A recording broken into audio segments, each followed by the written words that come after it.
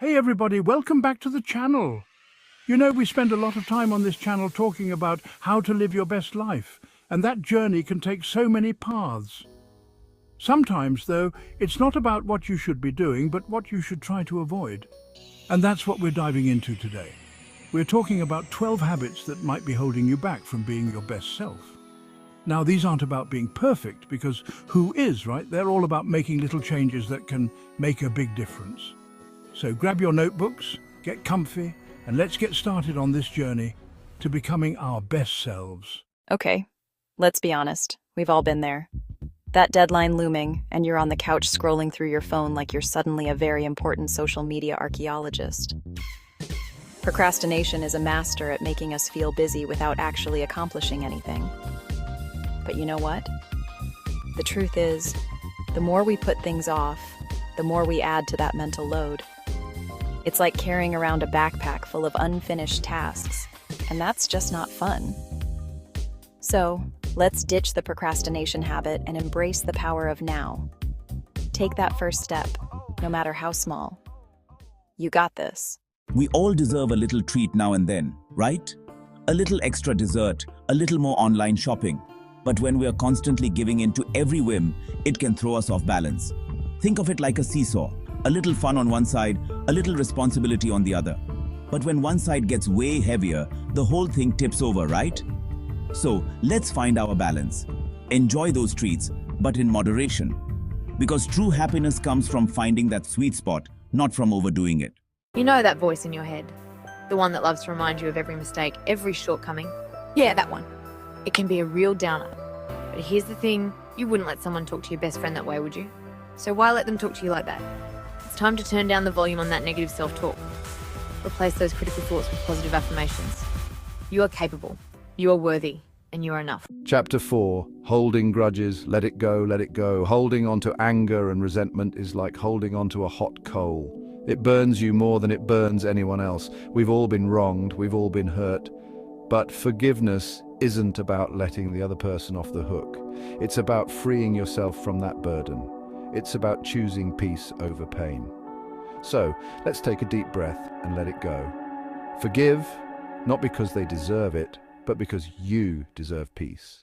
Chapter 5. Seeking external validation, you are enough. Now, compliments are nice. Who doesn't love a good compliment? But when we're constantly seeking validation from others, it's like building our self-worth on shaky ground. Because what happens when those external validations disappear? What happens when the likes stop coming or the compliments fade away? True confidence comes from within. It's about recognizing your own worth, regardless of what others may think or say. Chapter 6. Avoiding challenges. Step outside. That comfort zone. Staying in our comfort zones can feel safe and cozy, like a warm blanket on a cold day. But you know what? Growth happens outside of that comfort zone. Think of a caterpillar. It has to go through a little discomfort, a little struggle, to transform into a beautiful butterfly. So let's embrace those challenges, those opportunities to learn and grow. Because on the other side of fear and discomfort lies incredible strength and resilience. Chapter 7. Comparing yourself to others. Stay in your lane. In the age of social media, it's easy to fall into the comparison trap. Scrolling through perfectly curated feeds, it can feel like everyone else has it all figured out. But here's the secret. They don't. Everyone is fighting their own battles, facing their own challenges. So let's focus on our own lanes. Let's celebrate our own successes and learn from our own stumbles. Because our journeys are unique and beautiful, just the way they are. Chapter 8. Impulsive reactions. Pause before you react. We've all been there, right? That moment when someone pushes our buttons and we react without thinking. But those impulsive reactions, they rarely lead to positive outcomes. It's like hitting reply all on an angry email before taking a breath and thinking it through. Not always the best move, right? So, let's practice the power of the pause. Take a deep breath, count to 10. Whatever it takes to create a little space between the stimulus and the response. Chapter 9.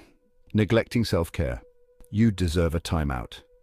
We're so busy taking care of everything and everyone else that we often forget to take care of the most important person, ourselves. But just like a car needs regular maintenance to run smoothly, so do we. Self-care isn't selfish, it's essential. So let's prioritize our well-being. Whether it's a hot bath, a good book, or a walk in nature, make time for yourself. You deserve it. Chapter 10. Dwelling on the past. The past is history. We all have regrets, those what if and if only moments that keep us stuck in a loop. But dwelling on the past is like driving with the rearview mirror taking up the whole windshield.